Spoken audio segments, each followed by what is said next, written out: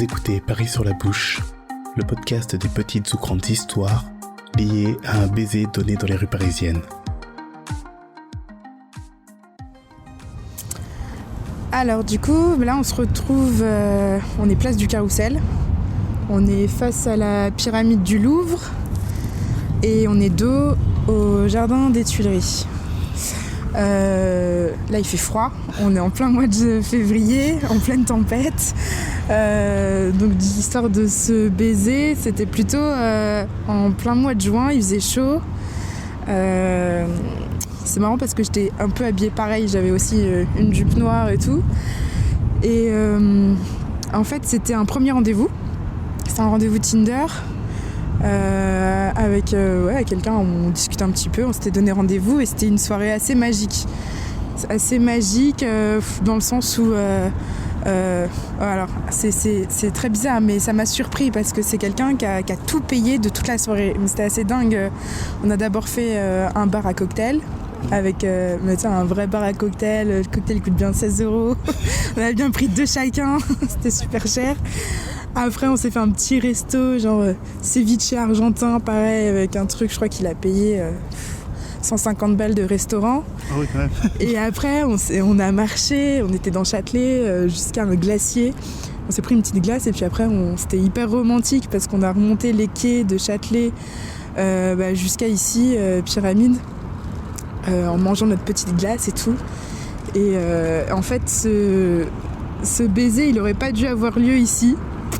Parce que quand on était en fait au feu rouge qui est de l'autre côté rue de Rivoli, juste pour traverser pour venir ici, j'avais eu genre très envie de l'embrasser et dans ma tête je me suis dit non mais attends, ça va être beaucoup plus romantique devant la pyramide du Louvre, ça fait des beaucoup plus beaux souvenirs et tout.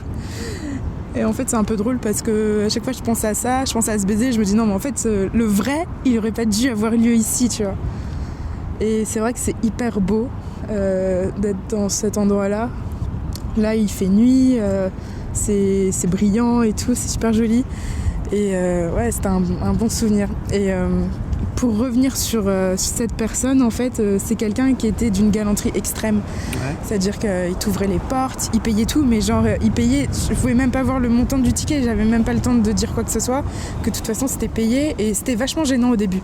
Parce que t'as pas trop l'habitude de ça dans les rendez-vous Tinder, t'es plutôt les petits montants, moi en gros les petits montants j'accepte que l'homme y paye, mais quand ça commence à être des gros montants ça devient un peu inconfortable. Et en fait je suis d'accord avec toi à 100%. En fait du coup au final après j'y ai pris goût bizarrement.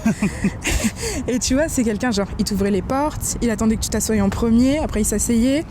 Genre sur un trottoir où par exemple il y avait des travaux, on n'avait pas la place à passer à deux, et il s'arrêtait pour que je passe en premier.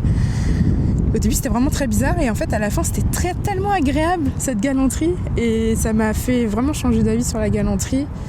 Et c'est quelqu'un que je regrette beaucoup parce que il voulait attendre, tu vois. Alors c'est un peu bizarre, il était sur Tinder et en même temps il voulait pas qu'il y ait de concrétisation intime. Ouais. Et moi j'avais pas trop envie d'attendre, j'ai un peu poussé et je pense que c'est pour ça que la relation elle a périclité quoi. Et du coup je regrette beaucoup. Ça a duré combien de temps si c'est pas indiscret ? Ça a duré 1 mois. Ouais. Ça a duré 1 mois. Bon, en soi, il me dit que... Enfin, ce qu'il m'avait dit, c'était que ça s'était fini pour des raisons personnelles, parce qu'il avait des problèmes familiaux et tout. Mais en fait, je pense que... Il a vu que moi, j'étais pas trop câblée de la même façon que lui. Ouais. Mais c'était quelqu'un que je recroisais souvent parce qu'il habitait sur le chemin que je prenais pour aller bosser, dans mon ancien boulot. Et du coup, tu sors du train, t'as la tête dans le cul et là tu tombes sur lui, tu fais putain. Chaque fois ça te faisait un peu mal. Mais en tout cas c'était un très beau premier baiser. Et c'était moi qui l'avais entrepris, surtout. C'est bien. Je crois, ouais. Mais parce que j'étais un peu... J'attendais que ça depuis le feu rouge, quoi. Mais ouais, en tout cas, non, c'était... Ça m'a fait un peu changer d'avis sur la galanterie. Et c'est vrai que du coup, maintenant, les mecs qui sont pas très galants, je juge plus vite, quoi. Avant, c'était l'inverse, quoi. Maintenant, j'attends qu'un mec soit galant et du coup, j'attends. Je peux attendre longtemps encore.